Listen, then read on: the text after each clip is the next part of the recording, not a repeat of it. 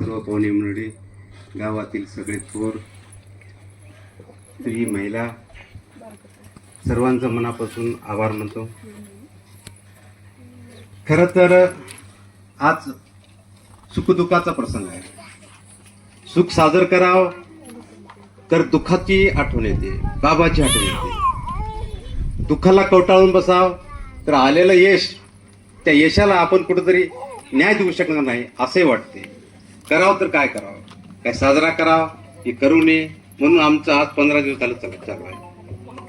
दीपक म्हणते काय गरज नाही, विलास म्हणते काय गरज नाही, पण मला काय वाटलं, आपण दुःखाला जर कवटाळून बसलं तर मग तिने जे प्राप्त केलं यश, त्या यशाला खरा अन्याय करणं आहे ना. कारण का की एखाद्या गोष्टी, एखादी स्त्री जर आपल्याला एवढं मोठं पद मिळते तर त्याची प्रेरणा येणाऱ्या विद्यार्थ्यांना मिळाली पाहिजे, आणि कुठंतरी गौरव केला तर तिलाही आनंद वाटेल ना. या उद्देशानं हा सोहळा करण्याचा माझ्या मतानं आयोजित केलं. असो, सरिताबद्दल सांगण्याचे खूप काय, कारण की एक चांगली सून, एक चांगली जाऊ, आणि सगळ्यात महत्वाचं म्हणजे पारिवारिक एक एक कसं जोपासायचं ह्या गोष्टी तिला फार जमते. तिचं शिक्षण दिल्लीला झालं. दिल्लीमध्ये पहिलीपासून CBSE पॅटर्न पूर्ण चांगलं तिच्या वडिलांना शिक्षण केलं. अचानक त्यांचे वडील वारले, सगळं काय सोडून देऊन गावाकडे यावं लागलं. पण ती पूर्वीपासून नर्सरीपासून पहिल्या वर्गात असायची, कधी दुसरा नसायची. मग एवढं मोठ्या शिक्षणाचा काय फायदा, मग तिनं सर्व काही नाद सोडला होता. मग अनावधानानं लग्न जमलं. आमच्या वडिलाला, आमच्या परिवाराला ती आवडली. तिच्या मागचं शिक्षण हे फार त्याग करून घेतलेलं होतं.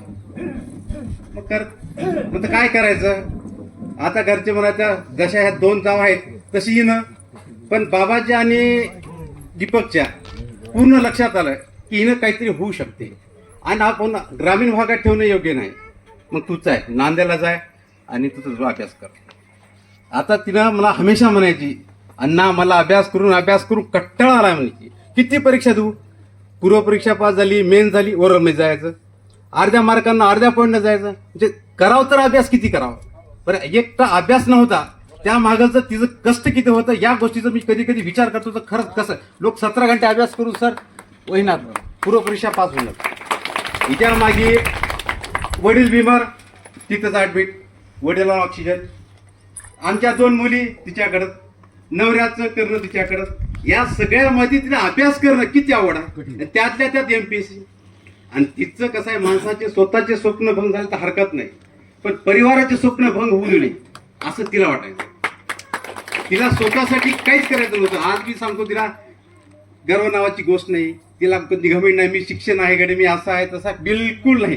घरी आलं तर तिने 3ऱ्या क्रमांकाचे असं की काम करते. आता मला सांगा तुम्ही, आज MPSC झालेली, आज आमच्या दोन्ही, आता माझी बायको असू द्या, विलास पटराची असू द्या, की त्यांच्या हाताखाली राहते. मला सांगा, इतकी समजपणा आणि इतका समज कुटुंबामध्ये राहणे फार गरजेचं आहे. हे बघा, कुटुंब कधीच बाजूला जात नाही. कुटुंब केव्हा एकत्र राहते, जर घरातली बाई चांगली असली ना तर कुटुंबाला 4 चाल लागतात. आणि मी परम भाग्य समजतो, खरं समजतो की आमच्या परिवारामध्ये 3 जण अशा आहेत की त्यांना मायबापापेक्षा सासू जास्त आवडतात. माझी बायको असू द्या, राजपाटाची असू द्या, दीपकची असू द्या, यांना स्वतःच काहीच लागत नाही. यांना संग लागत नाही, साठे लागत नाही, साडी लागत नाही, पैसा लागत नाही, काहीच लागत नाही. एकमेकाचं ऍडजस्ट करून घेतात, त्याच काहीच प्रॉब्लेम नाही. आम्हाला कधीच त्या गोष्टीचा तगादा नाही की मला हेच नाही, मला तेच नाही, असंच नाही, तसंच नाही. म्हणजे आमच्या मधला दुमत परिवारामध्ये नाही. असं वैचारिक मतभेद असतील पण प्रेम भरपूर आहे. घरात माणूस म्हणजे मत असावं, एक मत असावं. अहो ठीक आहे, घरात एक मत न राहू द्या, पण प्रेम असावं. कारण काय की परिवारामध्ये मत कधी बदलू शकतात, पण प्रेम बदलत नाही. माणसाची भावना प्रेमाची असावी. समजा मी एखादी काही नुकसान जरी केलं तरी ते समजून घेणारे 2 भाऊ पाहिजेत. कारण काय तर असंच केलाय म्हणून तसंच करावं, कोणत्या आम्ही 3ऱ्या माणसाचं कोणाचंच ऐकत नाही. विशेष सांगतो तुम्हाला, कोणी गावाचा किती जरी काही सांगितला आमच्या परिवारामध्ये काय असू द्या, पण इतकं प्रेम हे फक्त आमच्या पुंडलिक पाटलाच्या संस्कारामुळं साहेबराव पाटलांनी तसं झोपलं, ते पण आम्ही झोपत आहोत. आमच्यामधला असा जिव्हाळा कायम असावा.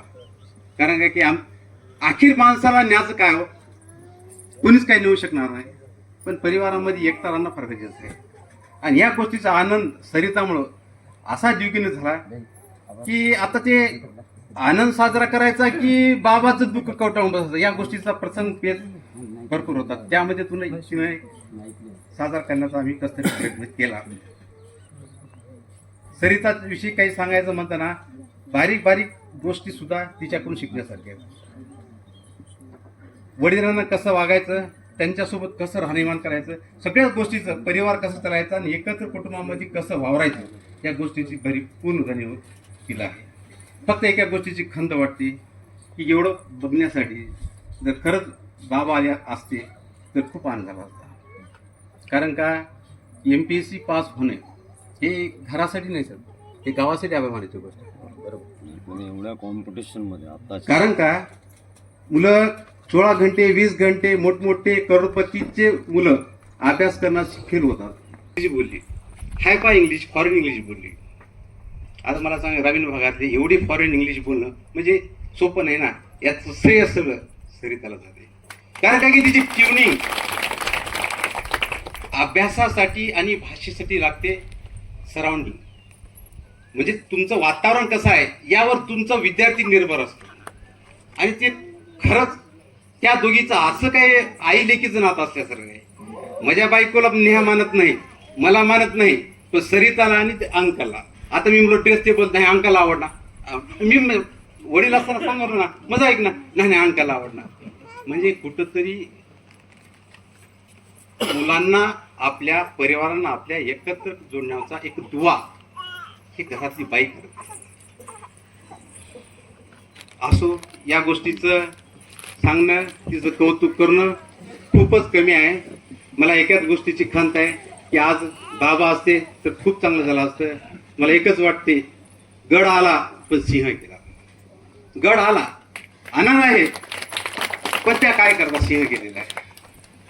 दुःखाच्या डोंगराला आशेची झालं, अशा पद्धतीचं आज झालेलं आहे. संमिश्र सुख दुःख करावे तर काय करावे, करू नये तर काय करू नये, या गोष्टीचं आमच्या द्वेधामनी.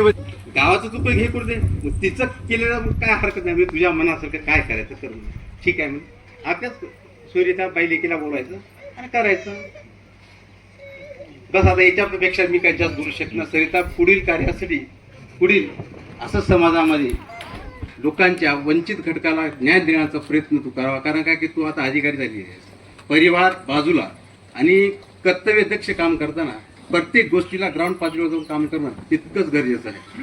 आणि तुला आता काटेरी मुकुट आहे हे लक्षात घ्या. तू अधिकारी झालीस म्हणजे सगळ्या गोष्टी सोप्या आहेत असं समजू नको. कारण काय की ज्यावेळेस देव यश देते त्या मागीचा त्याग सुद्धा देतो. आता एक सांगावंसं वाटते, एक तर सरिताची वडील पुरीच वारले. माझ्या वडिलाला तिने स्वतःची वडील समजत गेली, इतकी सेवा केली, ते पण वारले. आता लक्षात घ्या ना, हिच्या नशिबी कशा आलाय, स्वतःचे वडील बी वारले आणि ज्या सासऱ्याला बापापेक्षा जास्त समजत गेलो ते पण वारले. म्हणजे त्याग काय काय मागते, यश काय काय मागते. त्याग झाल्याशिवाय यश मिळत नाही. असं तू जीवन चांगलं घडव, एवढंच बोलतो आणि पैसे